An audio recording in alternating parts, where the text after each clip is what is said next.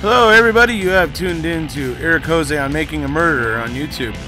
I cover virtually any aspect of making a murderer. I go over the evidence, the documents, the photos. So if you like, stay tuned, and in the future I'll have many more videos besides the one you're about to see. Hello everybody, how you doing? We're here today, I'm just here today to do a really quick video here. Basically wanted to just show anybody out there that hadn't seen it yet that Brendan's petition for a writ of certiorari has been docketed with the Supreme Court, essentially. So he's, I just wanted to go ahead and show you that and the things that it says on there.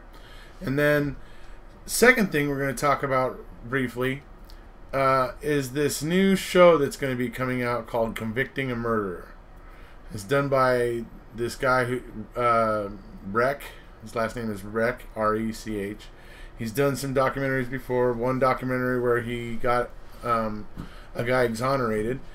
Another one where he looked into a case of somebody who had been convicted of like drug trafficking when they were extremely young, like as a minor, I think, or extremely young, and served 30 years but got parole. And in the process of helping this person, he was exposing apparently some deep corruption in the Detroit city politics. So, if that's the case, then this guy could be fair-minded. This guy could possibly do something, he could possibly actually expose something if he's there investigating this honestly and unbiasedly. But I get the impression that he's not. I get the impression that he's not intending to be unbiased. He is intending to, I guess, be the answer to making a murderer. Because we didn't get the prosecution side in making a murderer because they didn't choose to be part of the, documentary. So now this is going to be like where the prosecution gets to say their piece and gets, or he's going to try to tell that side of the story. And I'm going to show you a clip from an article today, and obviously article will be down below, the link for it, so you can go read it yourself if you like. So anyways, we'll get on to it. This is going to be right now coming up. This is Brendan's, basically this is just the file or the electronic filing system saying that it's been docketed as of today, and it says a few other things on there, so we'll look at that right now.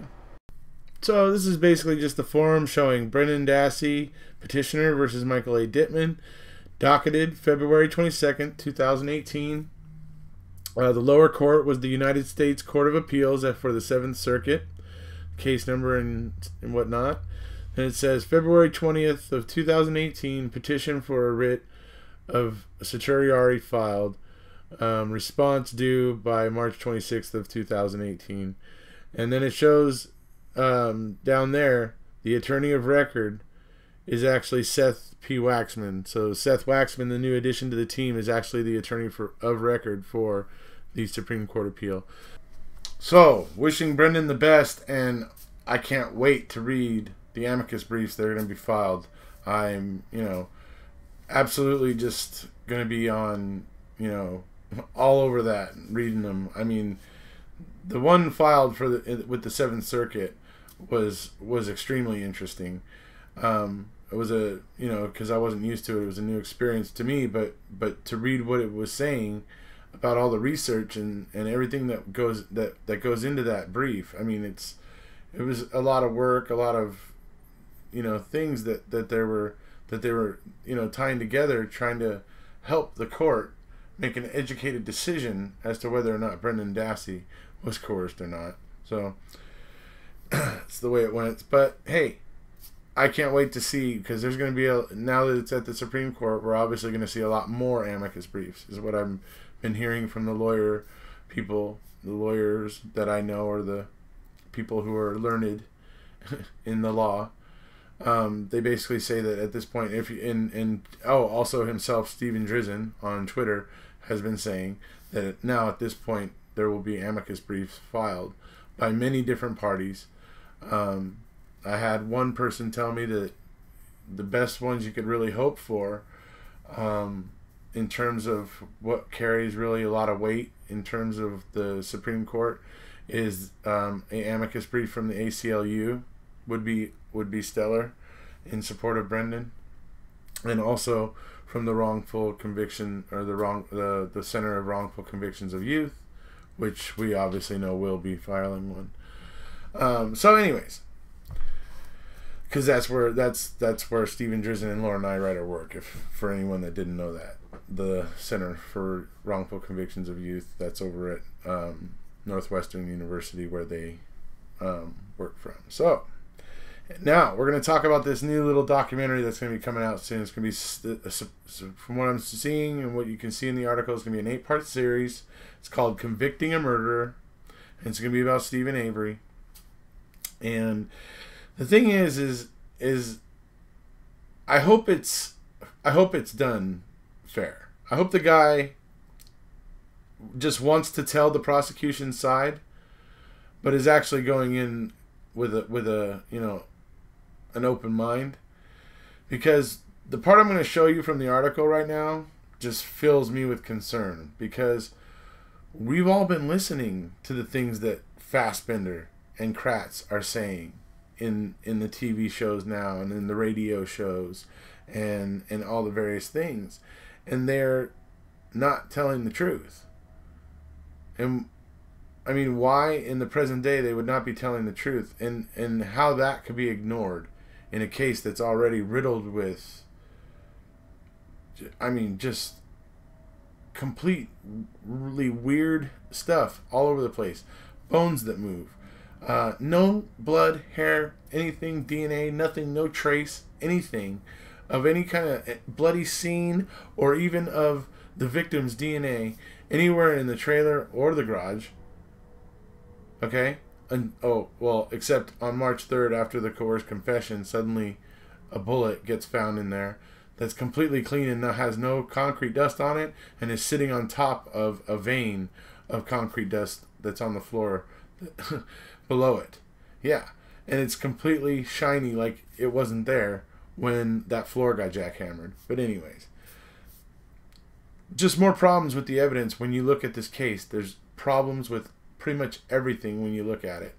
And I mean, seriously, the key, Colburn shaking the cabinet and whoops, poop, ooh, it pops right out. There it is. The key. Ooh. No, I'm sorry. That doesn't work. You just look at all of it, everything. You look through, go piece by piece, and you just find issues with it. The hood latch DNA, 1.9 nanograms of DNA on the hood latch. Okay? I'd like to see somebody replicate that.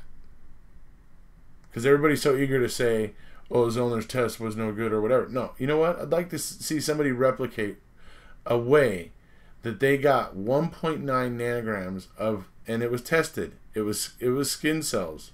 They ruled out every other bodily fluid, saliva, urine, and all those things. Only thing left could have been skin cells, really. And so I'm curious to see somebody who actually can do an experiment where somebody leaves 1.9 nanograms of their DNA on a hood latch when they open a hood. I mean, I'm completely intrigued to see that, because in the test, it was very difficult to even get a reading of DNA after somebody opened the hood. So, it's interesting stuff. But anyways, I'm going to show you the piece of the article right now, and then we'll come on back. REC will work with District Attorney Ken Kratz, actually that's former District Attorney, lead investigator Tom Fassbender, and other major players in the State versus Avery on the docuseries. Now, he's going to be working with those guys specifically, and it doesn't mention anybody else by name like, say, Jerry Buting or Dean Strang. It just mentions them. So that tells me here that it could be very one-sided. But when Making a Murderer was produced, many of the law enforcement side of the story could not or would not participate in the series, which resulted in a one-sided analysis of the case, Rex said. This docuseries will examine the case and the allegations of police wrongdoing from a broader perspective. It will also share the viewers with traumatic effects of being found guilty and vilified in the court of public opinion. So, after reading that, it sounds to me like this Mr. Wreck is sympathetic to the prosecution in the state, which that's fine, I guess. I mean, I hope you've done your homework and everything, because you're gonna have a number of people who have done their homework on social media who are going to be fact checking you every step of the way. Just so you know, it's not just 1 or 2 or 3 people you're dealing with. It's a significant number of people who are going to be going over your docuseries with a fine-tooth comb. And everything that you misrepresent, they will point out, or at least if they dispute it, they'll dispute it, and they're going to do it with case evidence, not clips from making a murderer. So, it's going to be interesting, I think, but it could be this guy will do he will do it in a fair way. It's hard for me to say because I haven't studied up on him yet. I'm probably going to watch a few of his documentaries now that I know about him.